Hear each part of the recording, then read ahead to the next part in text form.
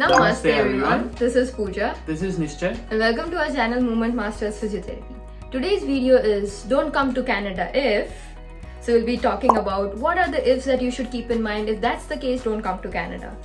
So in this channel we usually talk about physiotherapy in Canada, how's the life in Canada, what things you can do in Canada, but today's topic would be a little different.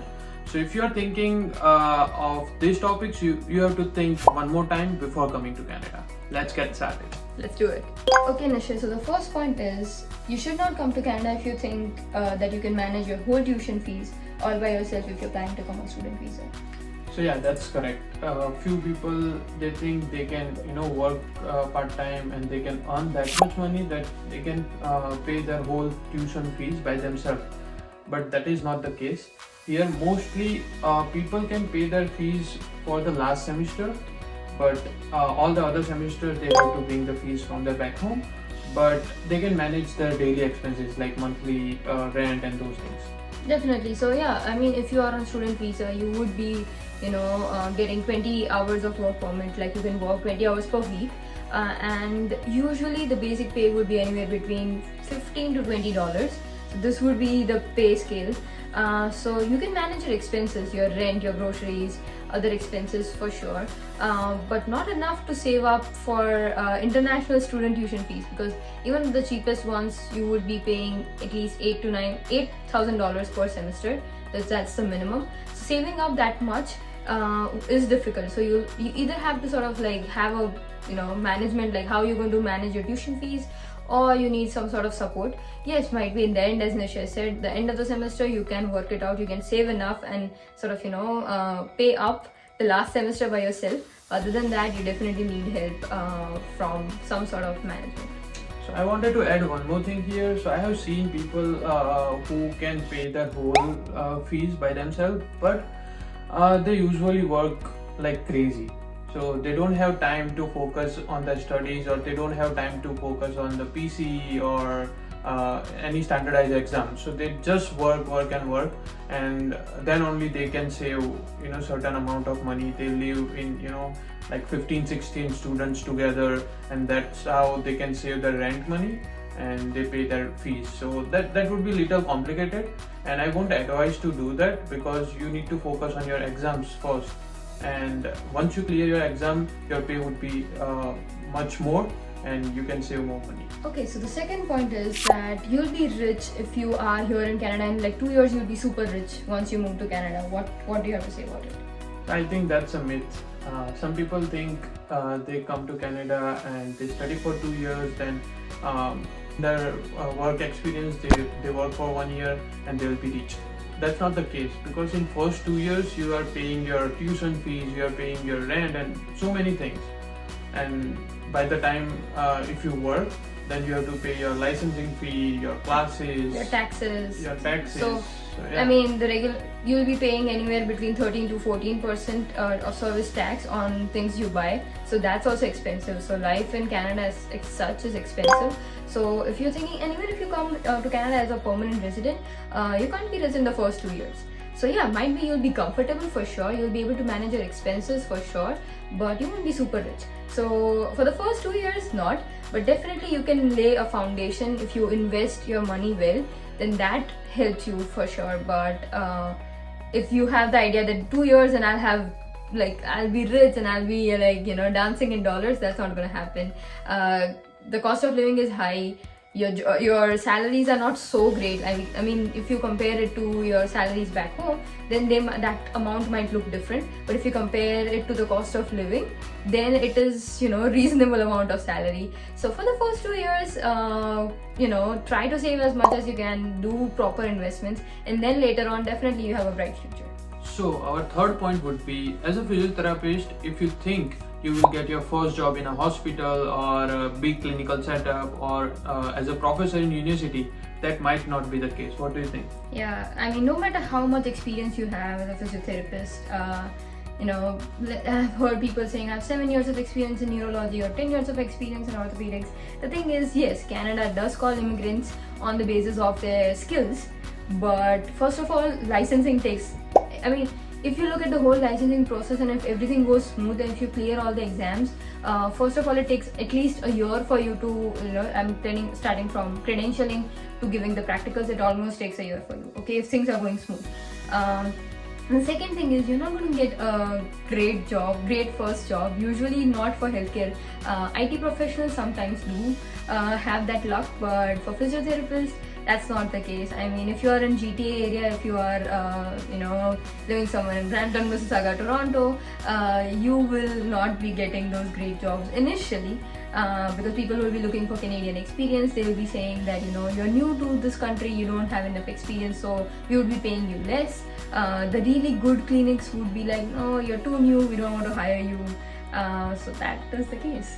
Yeah, so in my experience, usually in long-term care or in hospital, they are looking for 3 to 5 years of experience, the Canadian experience I am saying. So if you have 3 to 5 years of Canadian experience, then only they would consider you as applicant. Or some people, they might ask you for the permanent residency or your job location. If you're living in the same town, then they prefer you. So these are the criteria that usually a good hospitals or clinical settles they are looking for.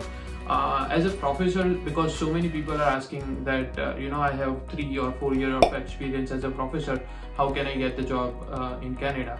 So there are very few universities for masters in physiotherapy in Canada. So getting job over there, it's very competitive. Yeah. So I mean, getting jobs as professors, first of all, most of these positions require you to have a PhD.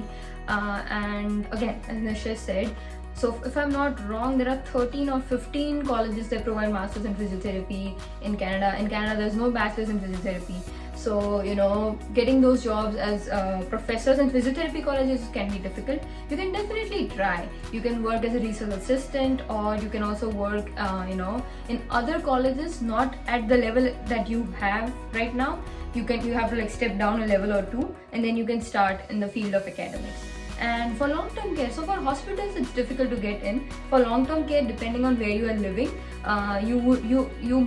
there are good chances that you can get your first job in long-term care, but getting a job in a hospital is something that many people want, because apparently the insurance covers a lot of, you get a lot of health benefits. You also have, sick leaves and stuff like that. So that's why people, hospital job is something that everyone wants, but hospitals are kind of choosy.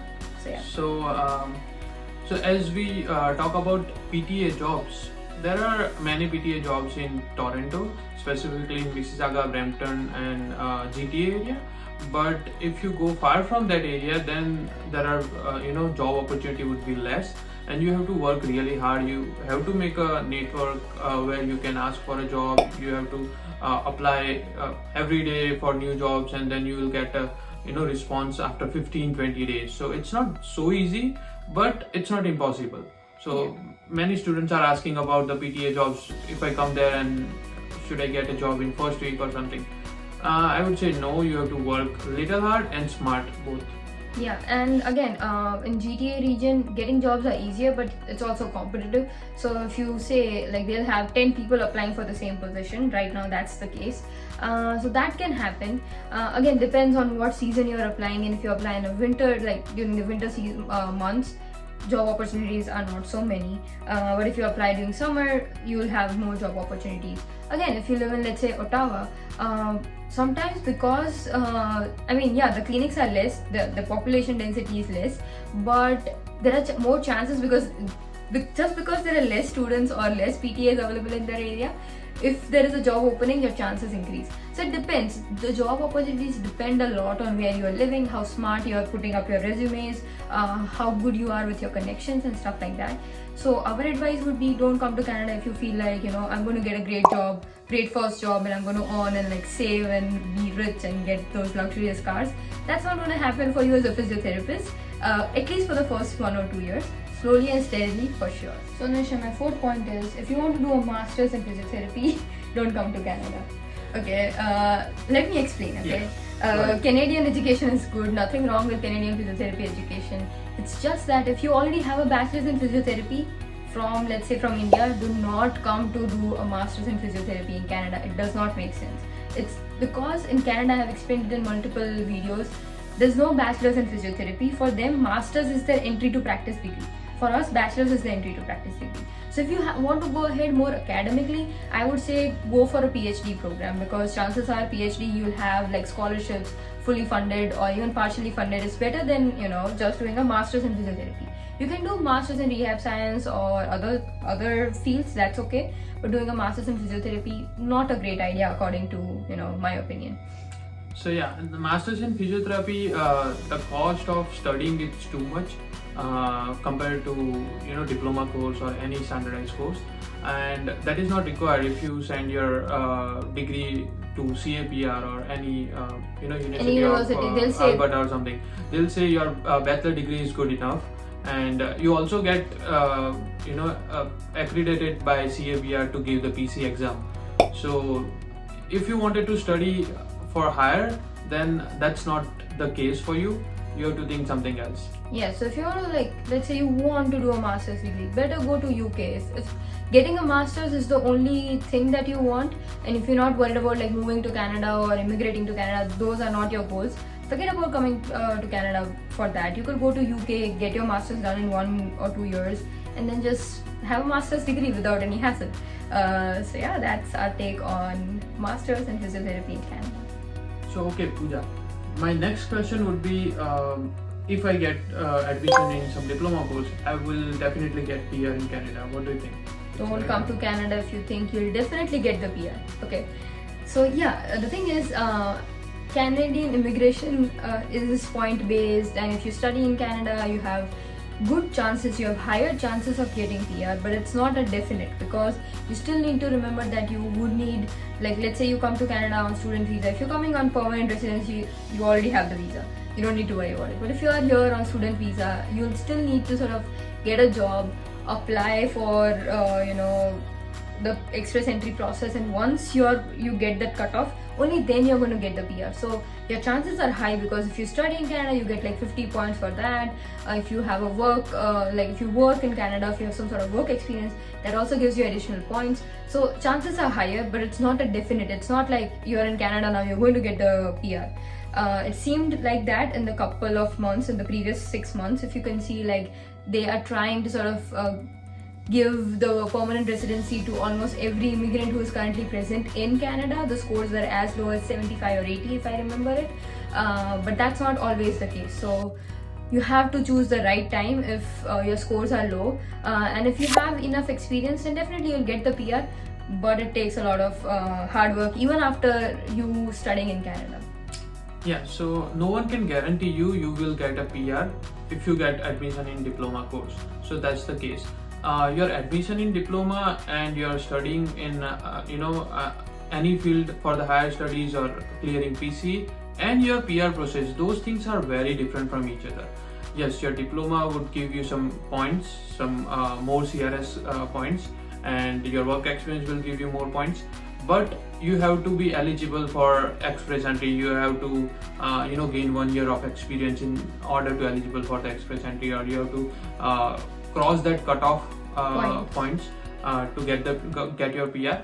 So yeah, I would say there are higher and higher chances if you come on student visa to Canada, and if you try to work over here, but no one can guarantee you. Our 6th point is, don't come to Canada if you're not independent. By independent, I mean if you're not independent in your doing your laundry, your groceries, keeping the house clean. Also, if you're not independent in doing the research by yourself. So here you won't have people advising you on each and every step.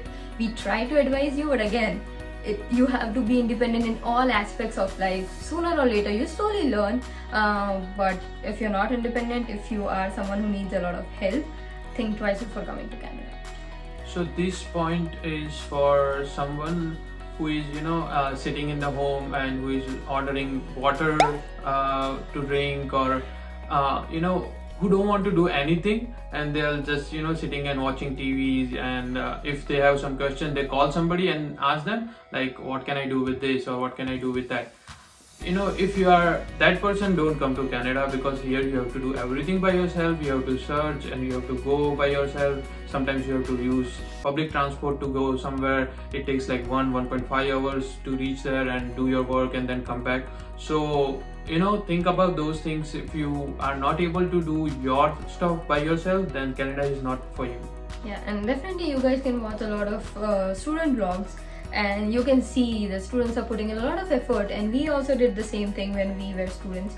And it's sort of like I think it's a growing up ritual in Canada, like be it even for US it's true, like growing like when you're first new to the country, you're going to do low paying jobs, you're going to do the laundry, your grocery, your house cleaning, everything all by yourself. You're going to be very tired, you're going to be homesick, you're going to miss your parents a lot, specifically if you're from India and you're like, your parents have pampered you a lot. You are in for a hard time. You learn a lot.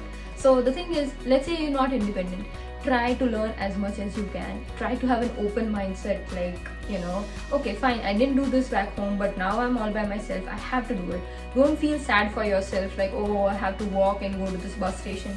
You chose this, right? And so now don't feel sad, just take it as an adventure, because this would pass. You will have your own car, you will be working at better positions, but for now, that's a start. You will get your laundry in your home, right? Because when we moved to New Jersey in 2016, we have to go like 3 to 4 blocks to just do our laundries. Yeah, we have to walk like for 7 minutes. Yeah, so in winter it is like too much. In winter that's cold, and sometimes it's snow there, and you have to just take your stuff there, and you have to do your laundry for 2 hours or something, and then you have to come back. So yeah, and even for groceries, we were okay. So we were living in New Jersey. We were living near Indian Street, so that was a good thing. But our house was like, I would say 15 minutes from Jersey, like Indian Street, by walking. So we would have to walk the whole distance. Now, trust me, I have never walked so much with groceries. Okay, for fun, yes, we used to go for walks, but not like, if you go for groceries, you'll have this bag that's full of groceries. So you'll have going 2 bags. there, it's easy, but coming back, it's too hard, because you have 5 lb of onion, then like 2 to 3 lb of milk, and some other groceries. So it would be like 20 lbs in your hand, and you have to walk like 15-20 minutes in winter. So that's hard. So yeah, the good thing is, if you are on student visa, be it in US or Canada, you won't gain weight. For the initial first 2 years, you will lose weight, and that's the thing. Like, if anyone is familiar with it, put it in the comment section. You will lose weight, and then once you're settled, like now you started gaining weight, so that shows that you're settled. So that's the ritual. Everyone has done it. You'll also do it, and you'll also get over it. So don't be don't be scared, but be prepared. And don't complain to your family members that this is happening to us, because you chose this life and you are going through this. Yes, don't do that, because your parents feel bad. Like, most of the things we didn't tell our parents.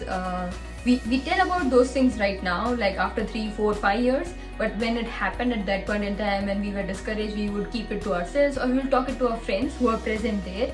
Because our parents, they are far away, they feel sad for us, and then their only option is, forget everything, just come back home. Everything is fine here, we'll take care of you and stuff like that. No, you are trying to be an adult, you're trying to be independent. So you'll be, just keep going, be strong. Yeah, believe in yourself, you are strong and smart, you will get over it. We did. So our 7th point is, don't come to Canada if you are not willing to embrace a new culture. So there's no such thing as a Canadian culture, but there are certain rules, like unspoken rules. You won't call someone after 8 or 9 in the night, like after 8 or 9 p.m. It's better you just put in a message saying, I wanted to talk to you, do let me know if you're free. So it's considered rude to call someone in the evening after 7 or 8. So these are the unspoken rules. You'll get used to it. There are certain courtesy things, because you don't say so much sorry and thank you back home. It was always understood with a head nod, but here people say thank you so much and sorry about that. Like, I think in every hour I would say it 5 times if I'm among friends or family or colleagues. So those are the things, of unspoken rules that you have to learn. What do you have to say about that, Vishnu? So as a physiotherapist perspective, if you don't learn new culture, then it would be little awkward in your workplace as well as with your patients, because sometimes you work in police culture where you have to work with police people. Then you speak a little language what they understand, and you have to make sure you're like okay with their culture. You should know a little bit about their festivals and you can greet them their way, so that you can communicate with them properly. But if you are not okay with that, if you are very conservative, if you are alone and that kind of person, then you have to learn a little bit more, and I think you will get little trouble. I mean, it's not necessary that you have to learn a new language or something. It's just even if you're willing, because there's I would say just greeting. If you know how to greet people, that would be always beneficial. It just, I mean, like, come on, if you go to a place and someone greets you in your mother tongue, you feel good, right? That's the same way for them as well. And being health professionals, to get that rapport with your patients, it's always good to know a little bit about their culture. Like, I learned a lot about Jewish culture when I was working in Williamsburg, Brooklyn. So, I knew a lot about their festivals, and I asked, and there were many people who were so interested in sharing their stories and why they celebrate the specific, why they celebrate this specific festival, why would they eat like this. They'll ask me a lot of questions as well. So it's a good thing to sort of try and sort of get into what is going on, like whatever it is, like whatever place you are, just try to sort of be a little bit forthcoming. Ask questions if you don't understand. Be humble. Don't be like, why are you doing this? But you can ask, like, can you explain me more about this festival? Or why do you say this? Or why do you eat this? Or why do you dress this way for a festival? And that way you can get the communication started. If you just remain to yourself, or if you just want to speak your mother tongue, or that's okay, you have all the right to. It's just that your chances of growth, like, you won't fully enjoy the whole experience. You'll be amongst those small sector. You won't be talking to a larger group of people. So think about it. This is something that gives you a different experience. As Pooja said, Pooja learned Yiddish because she was working in Jewish culture. I learned a little bit of Russian and Spanish because I was working in those kind of culture. So yeah, if you learn a little bit about their culture, you feel more included, because everybody wants to talk about their culture. If somebody asks you about Indian culture, then you would be happy to tell them about Diwali or some other festival, right? So they are also going to tell you a few things, and if you take part into those festivals, then you feel a friendly and homely environment at your workplace. Yeah, so that's just getting more culturally sensitive, and knowing about other cultures, sharing about your culture creates an harmonious environment, and that's something that you want at your workplace. So yeah, that's our advice on that topic. So that concludes today's video. We usually make videos on physiotherapy, real estate, and life in Canada in general. So do consider following us on Instagram, YouTube, and we also have a Facebook group that's specially catered to physiotherapy. And we're also working on making a group for rental and how to rent in Ontario specifically. So consider following us there as well. So if you have any question, you can send us a DM on Instagram. And if you have any question, you can put it into the comment box, or if you have any suggestion about this topic, you can also put it into the comment box. We will read that and we will answer you there, or if you think we have to make a video on it, we will do that. Yeah, see you guys next time. Take care till then. Bye bye. Bye bye.